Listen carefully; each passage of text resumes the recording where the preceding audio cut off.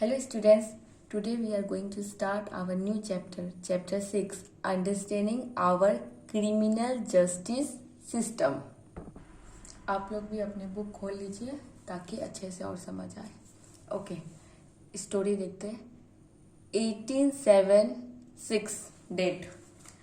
मुंबई का एक अपार्टमेंट है, उसमें जो मिसेस सिंधे है वो तैयार हो रही है. वो बहुत परेशान हो गई थी क्योंकि उसकी गोल्ड चेन नहीं मिल रही थी. कई घंटे से ढूंढ रही थी. उन्हें याद है ड्रॉअर में रखी गई है मगर मिल नहीं रही है.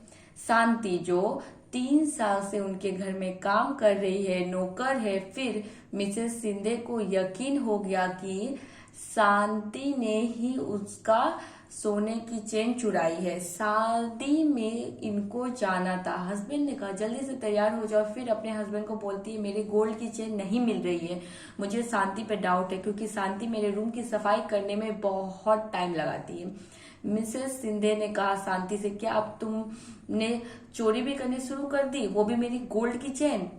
मुझे तुम्हारा ट्रंक बक्सा देखना है. अगर तुम्हारे पास चेन है तो वापस कर दो, नहीं तो मैं पुलिस को बुलाऊंगी.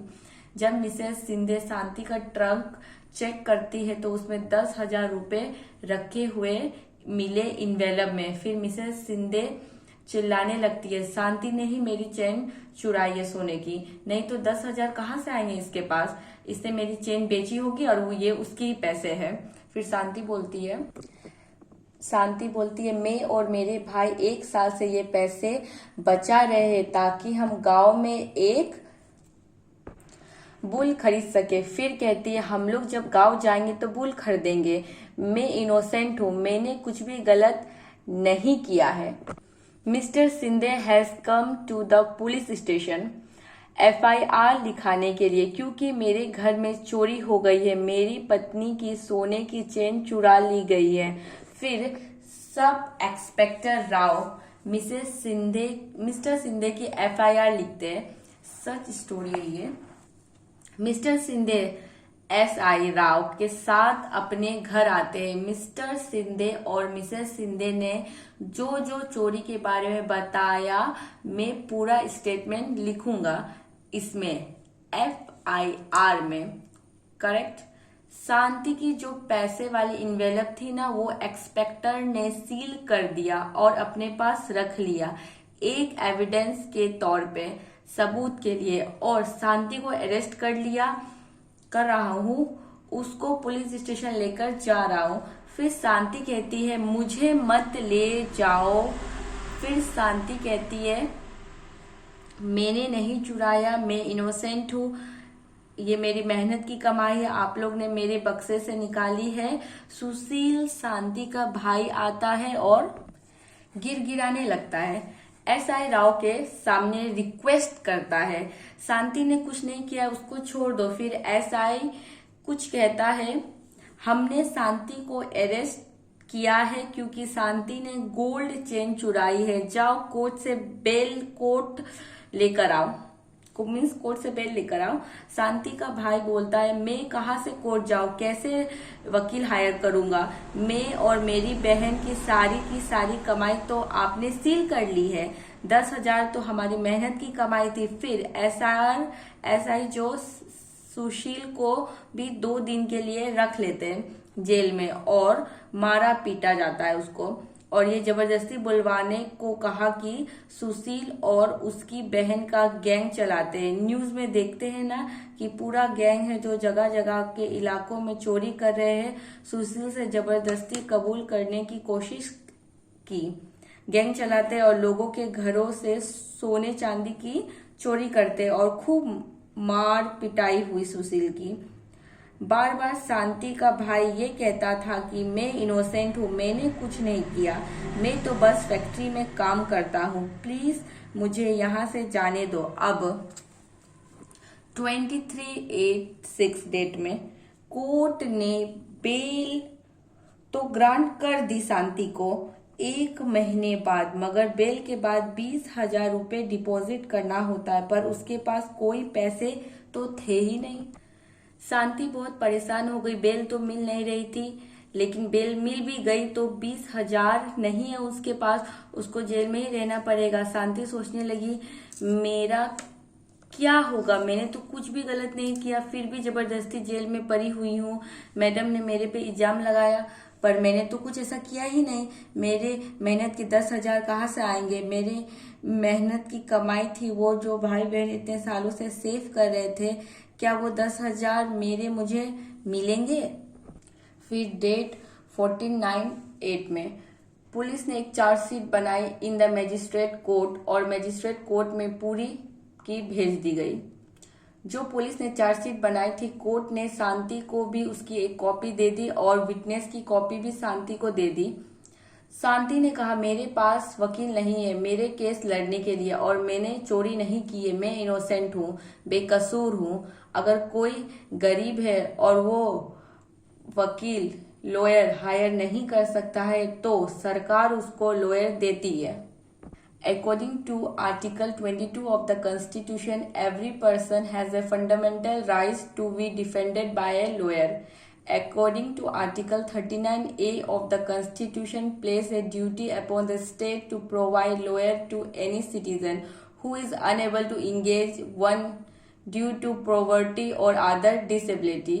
जो गरीब है, लॉयर को पैसे नहीं दे सकते हैं, तो ये सरकार की ड्यूटी है कि उसको लॉयर प्रोवाइड करे। इसलिए शांति को भी लॉयर प्रोवाइड करा गया सरकार के द्वारा। एडवोकेट कमला रॉय मीट शांति। शांति बोलती, ये है मेरे केस के पेपर, मेरे मालिक ने मुझ पर गोल्ड चेन चोरी करने का इल्जाम लगाया, मैं इनोसेंट हूँ, मैंने कुछ नहीं किया। उन लोगों को शांति का ट्रंक में 10,000 मिले, ठीक, उन लोगों को लगा कि ये चेन बेचकर ये पैसे है, लेकिन ये शांति सुशील की साल भर की मेहनत की कमाई थी। फिर डेट 11/12/6 मिसेस सिंधे मानती है कि शांति ने मेरी सोने की चेन चुराई है, तो शांति पे केस किया जाए। फिर 8/3/7 डेट में पब्लिक प्रोसिक्यूटर, जैसे किसी ने कोई क्राइम किया है, चोरी करना पूरी सोसाइटी के ऊपर क्राइम है, इसलिए इस केस में पब्लिक प्रोसिक्यूटर बुलाया गया। मिस्टर एंड मिसेस सिंधे इसमें की विटनेस है, क्योंकि उनके ही तो चेन चोरी हुई है, इसे ट्रंक में पैसे भी मिले थे ना। सिंधे को लगा हमारे ही चेन बेच के वो पैसे है। पब्लिक प्रोसिक्यूटर ने मिसेस सिंधे से पूछा, how did the gold chain go missing? Sindhe ने बताया, मैंने जो चेन ड्रॉअर में रखी थी, कोई बाहर का इंसान घर में नहीं आया एक्सेप्ट शांति। तो मिसेस सिंधे बोलती है, मेरी चेन गायब थी, मैंने जब शांति का ट्रंक चेक किया उसमें 10,000 मिले इन्वेलप में। शांति के पास कहाँ से आएंगे 10,000? उसने मेरी चेन बेची होगी तो वही होगा, ठीक है। तो एडवोकेट कहती है, तो बेसिकली आप ये कह रही है कि आपने शांति को चोरी करते हुए नहीं देखा है, ना ही आपने शांति के पास से चेन मिला है आपको। ऑल्सो 3 साल से शांति आपके घर में काम कर रही है, कभी भी उसने ऐसी चोरी नहीं की ना कि आपके घर में चोरी हुई। आप शांति को हर महीने 1,000 रुपये भी पे करती है, 3 साल से काम कर रही है शांति, आप उसको 1,000 हर महीने का दे रही है, आपका वहां कभी चोरी नहीं हुई है। सिंधे कहती, हाँ ऐसा ही है।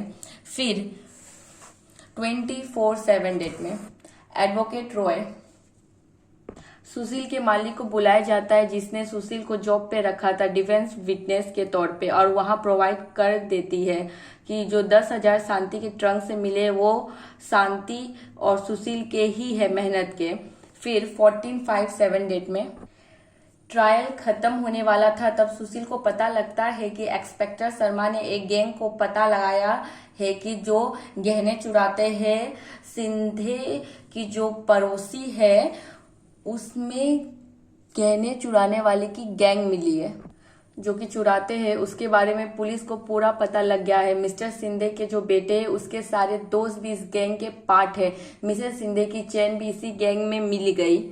सुशील ने एडवोकेट को इसके बारे में बताया तो इंस्पेक्टर शर्मा को एज ए डिफेंस विटनेस के तौर पे बुलाया गया। एडवोकेट बोलती है, मिस्टर शर्मा क्या आप हमें बता सकते हैं आपको क्या पता लगा है? तो मिस्टर शर्मा बोलता है, वो चेन मिसेस सिंधे की मिल गई है, जो गैंग ने ऐसा किया वो पकड़ा गया है, और वो गैंग ने जो लड़के हैं वो मान गए हैं कि हाँ ये चेन हम लोगों ने चुराया है।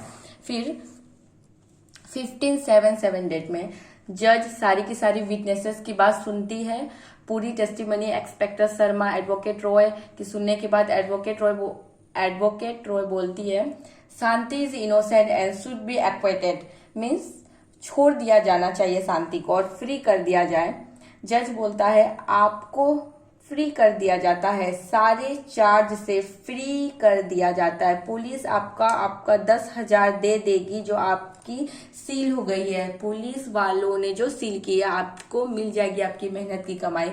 एसआई रॉय शांति के केस में जो इन्वेस्टिगेशन की है काफी खराब की गई है, जिसकी वजह से शांति को जबरदस्ती जेल में बैठना पड़ा। क्रिमिनल जस्टिस में कौन कौन इम्पोर्टेंट है? तो पहला पब्लिक प्रोसिक्यूटर मीन्स पुलिस, उसका बाद पब्लिक प्रोसिक्यूटर, फिर द डिफेंस लॉयर। पुलिस क्या करती है? पुलिस इन्वेस्टिगेशन करती है। पब्लिक प्रोसिक्यूटर सरकार की तरफ से केस लड़ती है। पब्लिक प्रोसिक्यूटर क्योंकि चोरी हुई है उसमें पूरी सोसाइटी आ जाती है, इसलिए पब्लिक प्रोसिक्यूटर लाया गया। और फिर डिफेंस लॉयर मीन्स ए ने बी के खिलाफ केस किया है, अब बी को डिफेंस करना है कि मैंने ऐसा कोई काम नहीं किया है, तो बी जो लॉयर अपॉइंट करेगी उसको डिफेंस लॉयर बोलते हैं। Okay everyone, thank you so much. Next class में what is the role of the police in investigating a crime पढ़ेंगे, ठीक है।